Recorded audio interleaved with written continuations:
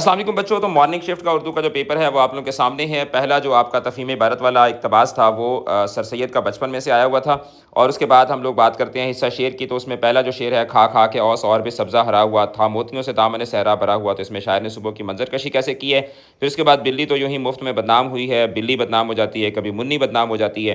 تو بلی کیوں بدنام ہوئی، منی کیوں بدنام ہوئی، اس کی اصل وجہ کیا ہے شاعر۔ اور پھر اس کے بعد تیسرا شعر ہے، مگر وہ علم کے موتی کتابیں اپنے آبا کی۔ تو اس میں شاعر کس دکھ کا اظہار کر رہا ہے۔ گو ہاتھ میں جنبش نہیں، آنکھوں میں تو دم ہے، رہنے دو ابھی ساگر و مینا میرے آگے۔ تو شاعر کس نفسیاتی کیفیت کی طرف اشارہ کر رہا ہے، اور بجتا ہے گلی کوچوں میں نکارہ الزام۔ تو اس میں شاعرہ نے سماج اور ملزم کے تعلق کو کیسے دکھایا ہے۔ اور اس کے بعد ہم چلتے ہیں جناب، آپ کا جو حصہ قواعد تھا، غزل سے کیا مراد ہے، جملہ فعلیہ کی ایک مثال اور اس کے اجزاء کی نشاندہی کریں، زبانی الفاظ کیا ہوتے ہیں ایک مثال بھی دیں، قافیہ کسے کہتے ہیں اس کی ایک شعری مثال دیں، اور اس کے علاوہ جو علامات استجابیہ ہیں اس کے استعمال کی جو ہے وہ 2 مثالیں دیں۔ تو یہاں پر آپ نے جو ہے وہ بیسیکلی تعریف بھی ساتھ لکھنی ہوتی ہے، اور باقی جو چیزیں ہوتی ہیں ان کو بھی آپ نے ساتھ میں جو ہے وہ کرنا ہوتا ہے۔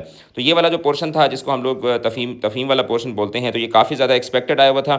جو چیزیں ہم لوگ ایکسپیکٹ کر رہے تھے آلموسٹ وہی کی وہی چیزیں جو تھیں وہ پیپر کے اندر جو ہے وہ ریپیٹ ہوئی ہوئی تھیں۔ اور اس میں اگر ہم لوگ بات کرتے ہیں جو آپ کا اقتباس کی تشریح ہے، تو اقتباس کی تشریح کے اندر جو ہے وہ پہلا آپ کا محسن محلہ میں سے آیا ہوا تھا، دوسرا پارٹ جو ہے وہ مداری والا آیا ہوا تھا۔ اس کے بعد نظمیہ جز کی جو تشریح ہے ایک آدمی نامہ سے آئی ہوئی تھی، اور دوسری جو ہے وہ نعت میں سے آئی ہوئی تھی۔ غزلیہ جز کی جو تشریح ہے ایک آپ کی آئی ہوئی تھی مولانا حسرت موہانی کی جو غزل ہے وہاں سے، اور دوسرا جو پارٹ آیا ہوا تھا وہ آپ کا آیا ہوا تھا اثر اس کو ذرا نہیں ہوتا، یعنی کہ دوسری اور تیسری غزل میں سے آیا ہوا تھا۔